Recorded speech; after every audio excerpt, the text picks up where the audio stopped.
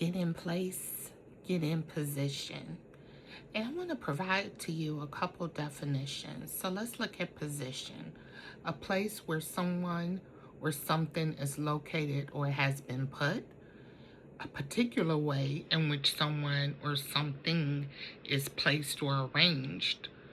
Put or arranged in a particular place. And for place generally refers to a specific location, spot, or area in space, ranging from precise point to broader region, town, or building.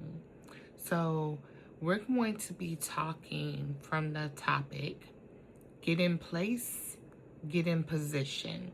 We're going to talk about three women, Ruth, Esther, and Lydia. And I want to just share the meanings of their names. Ruth, unwavering loyalty, compassion, faithfulness, and redemption. Esther, hide or conceal. Lydia, radical faith. And their names are going to be so fitting to what we discuss. So let's get started. Let's get into it. Get in position. Get in place. You want to get in position and get in place so that you can impact history and legacy. Someone is depending on you to be in position. Sometimes the place where we're in, it can feel uncomfortable. It can mean that we experience trials, and sometimes we actually physically have to move. But before you physically move, change locations, change place, you want to make sure you're making the right move. So let's look at Ruth chapter 1, verses 8 through 13. Again, that's chapter 1, verses 8 through 18 from the book of Ruth, starting at verse 8. Then Naomi said to her daughters-in-law, "Go back, each of you, to your mother's home. May the Lord show you kindness as you have shown kindness to your dead husbands and to me. May the Lord grant that each of you will find rest in the home of another husband." Then she kissed them goodbye, and they wept aloud. Verse 10, and said to her, "We will go back with you to your people." But Naomi said, "Return home, my daughters. Why would you come with me? Am I going to have any more sons who could become your husbands? Return home, my daughters. I am too old to have another husband. Even if I thought there was still hope for me, even if I had a husband tonight and then gave birth to sons." Verse 13, would you wait until they grew up? Would you remain unmarried for them? No, my daughters. It is more bitter for me than for you, because the Lord's hand has turned against me. So today, like I said, we're going to discuss Ruth, Esther, and Lydia. Three women who had to be in place, in position, because had they not been, they might have altered history. And just like they had to be in place, we have to be in place, because it's not just our future, but someone else's future that depends on us being in place, being in position. Now, you have to make the right move to be in position. In the verses I just read to you from the book of Ruth, and I know you probably know the story, so I'm not going to get into it too deeply. But Naomi tells Ruth and Orpah to move. She basically says, I know what customs is. I know what traditions are. But I'm telling you, I'm actually giving you an out. You can go. They had a choice. We always have a choice. And we got to remember that. We always have a choice. Orpah chooses to leave. And it gets her out of position with God. We later see that because she becomes the mother of Goliath. Ruth in chapter 1, verse 16, chooses God. Her choice puts her in position to impact history and legacy. See, she goes on to marry Boaz, and they have a son, Obed. Obed has a son, Jesse, and Jesse, you already know, has a son, King David. And we know that Jesus comes from this lineage. So if Ruth had gotten out of position, we don't get the history that we know. We don't get the legacy. I'm going to leave you with this thought as we leave Ruth. Everybody wants to do something great. That's a fair assumption to make in life. Everybody wants to do something great. I will leave you with this thought. Greatness is a byproduct of being obedient and being in position. Now, when we look at the place that we're in life, we look at the position that we're in life, we might be thinking, oh, I'm just here because of my beauty. I'm just here because of my gift. Or it would just so happen that I'm just here. No.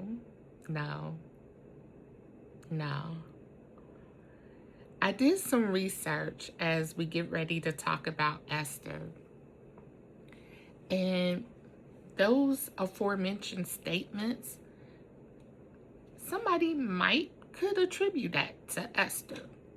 But as I begin to look deeper at Esther, there's a lot about the place she was in that says this wasn't just happenstance. This just didn't happen. Esther was a descendant of King Saul, along with her older cousin, Mordecai. And so on this evening, I'm going to be sharing a lot of historical context. As a former world history teacher, I love history. And so some of these details may seem like, oh my goodness, why? But I'm going to drop these historical nuggets and we're going to wrap these things together. It's all going to come together. So let's get started. And let's look at King Saul. King Saul messed up when he was told to destroy the Amalekites and their things. King Saul did like we do sometimes. He decided to partially obey. He was told to destroy the Amalekites because of what Amalek had done to the children of Israel when they were leaving Egypt. See, Amalek confronted and attacked the stragglers, some of the ones who were on the journey that got weary. Amalek thought it would be a good idea to bother them. And the Bible says that Amalek didn't fear God. So this is where Saul's assignment comes in. Sometime later, he's given this assignment. And as I said, Saul partially obeyed. He decided when he went in to destroy the Amalekites that he would spare King Agag and the best oxen. He said, because when we disobey or partially obey, however you want to dress up the disobedience, we always seem to have a justification. And King Saul had a justification. His justification was that he would just, take the best of the oxen and sacrifice it to God. And I'm going to reference for you 1 Samuel, the 15th chapter, verses 22 and 23. You can read those on your own. But see, Saul obviously didn't understand Psalm 24:1. The earth is the Lord's and the fullness thereof, the world and who dwells therein. God didn't need nothing that Saul had. Psalm 24:1. I just read it. It speaks to that. But Saul, for some reason, he wanted to justify his disobedience as if he were doing God a favor. Okay, so let me get back to Esther so that we got a little backdrop about Saul. And we're going to relate that to Esther. So it was seen, that Esther had escaped her present circumstances by being in the king's court. She was a Jew, but her cousin had told her, don't tell anybody that you're a Jew. And so the Jews were being persecuted. And the one spearheading this persecution was Haman. Okay, and so let's get back to Esther. She may have been thinking again, here I am in the king's court. I'm living my best life ever. And hopefully he'll choose me. Yeah, hopefully he'll choose me. Now, Esther was chosen, all right. She was chosen by God. She was chosen to be a redeemer for her people and to set some things right in her bloodline. I hope that hit on a personal level, to set some things right in her bloodline. You might just be the one in your family, in your bloodline, who's been chosen to set some things right. And again, as we said, Esther was a descendant of King Saul. And so she had to, I said that again on purpose, complete his assignment. Now, Esther could have stayed in that court. She could have shrunk to make herself small, not draw any attention to herself as a Jew, because no one knew she was a Jew. But Haman was in the king's ear about killing the Jews, and the king was listening. Now, Mordecai, her cousin, tells Esther in Esther 4:13, you're in this position, this place, to do something. If it were 2026, I imagine the conversation may have gone something like this. Mordecai may have said to Esther, look, cousin, everybody says you're fine. They say you got it going on, but don't get it twisted. You are not the only pretty face in the king's court. You're not the only one that's fine. And if Esther was hearing this, I could imagine that it might have stung just a little bit. But Mordecai continues, maybe you're in the king's court for such a time as this. So remember that decree that Haman had written,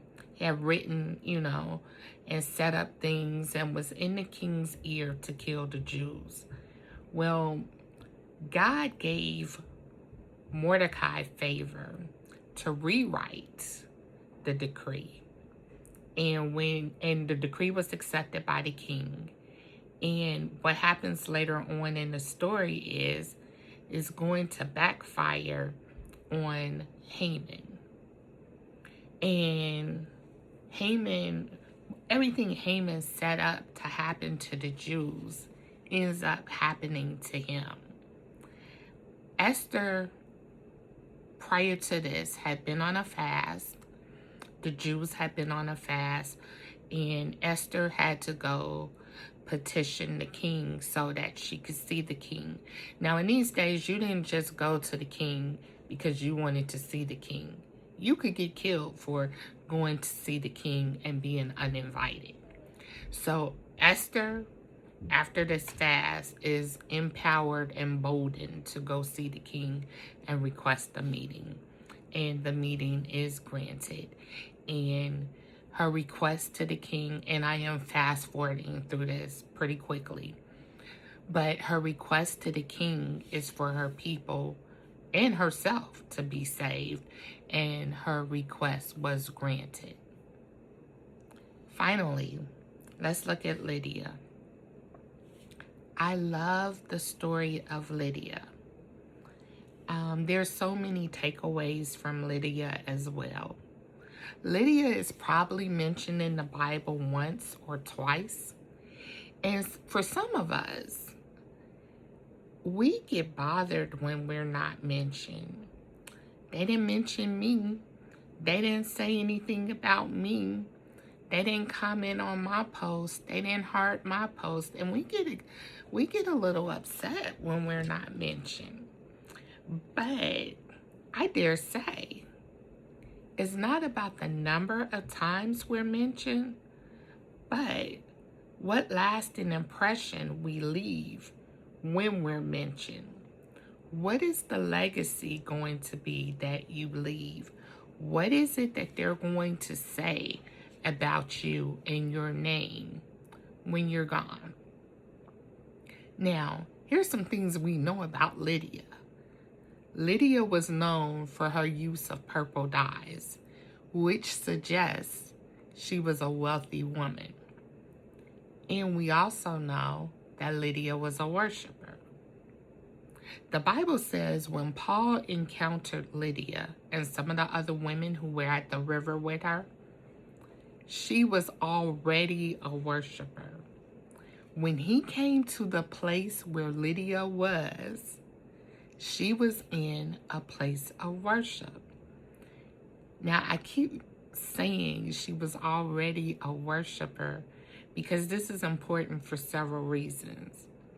I thought initially the point was the fact that she was worshiping, but it was more than that. That was significant that she was a worshiper, but it was more than that. We have to look at where Lydia came from and then tie that into where Paul found her, the place Paul found her in. Lydia was from Thyatira, an ancient commercial city in ancient Minor. It was a powerful trade center, and it was located in present-day Turkey. So where Lydia came from was a place of wealth, okay? Now, she moved from Thyatira to Philippi, and there is suspected that, she went there, she was there on business with her purple dyes and her business. Lydia was an entrepreneur, okay?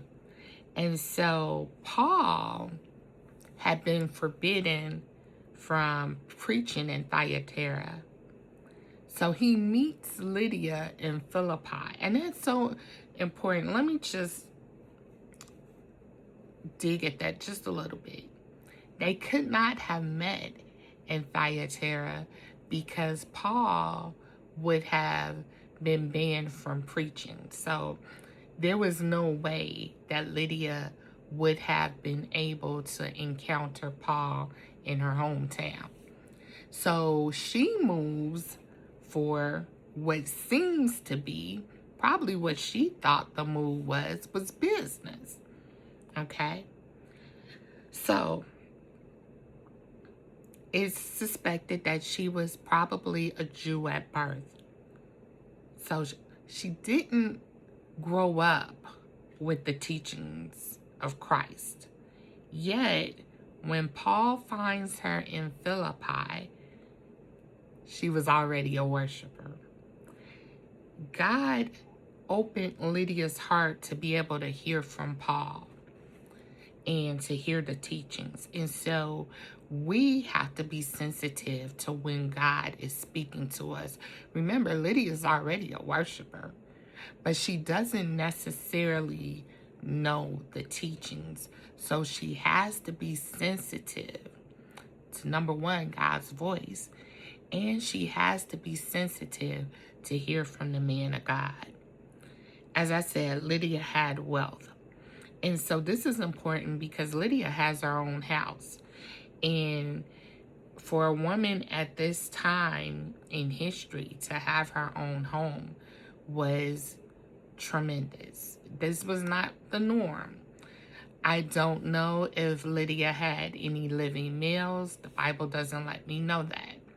I don't know if she had been married or if she was divorced. I don't know how she came to have her home. Excuse me. Or if she purchased it with her money. But we do know she has her own home. We also know that she and her entire household were baptized. Now, I imagine Lydia being a wealthy woman, she probably had servants and people who worked for her. But the household was baptized. Lydia opened her house to Paul and his associates, those who were traveling with him. So we know that her house had to be spacious and big enough to accommodate Paul and those who were with Paul preaching the gospel. She was hospitable. Another thing the Bible doesn't say, but we can take from this, is Lydia most likely didn't care what people were saying or the people were saying. For her to invite these men into her house, for a woman to have these male visitors in her home, would have had the people, and you know the people I'm talking about, the ones who always have something to say. They love the gossip, you know. Oh, what they got going on over there. What? She got all those men over there. So there could have possibly been talk about this woman, probably single woman, having these male visitors in her home. Now, it wasn't anything shameful or anything, but you know how people talk, okay? But this did not deter her from opening her home to have these men there for the gospel. The other thing that we know about Lydia, and this is very important as well, and I saved this for last to speak about when mentioning Lydia. Lydia was pivotal, extremely important to bringing Christianity to Europe and opening her home. And it's said, it's believed that she started the first church in Philippi, you know, under Paul. But that was extremely important. So when we talk about being in position, being in place, because had Lydia been in her hometown, Thyatira, the first church, Christianity, church doesn't happen in Europe if Lydia's not in position. So I like to thank you for your time, and I like to leave you with get in position, get in place. You don't know whose history, whose life is depending on you to be in position and to be in place. God bless.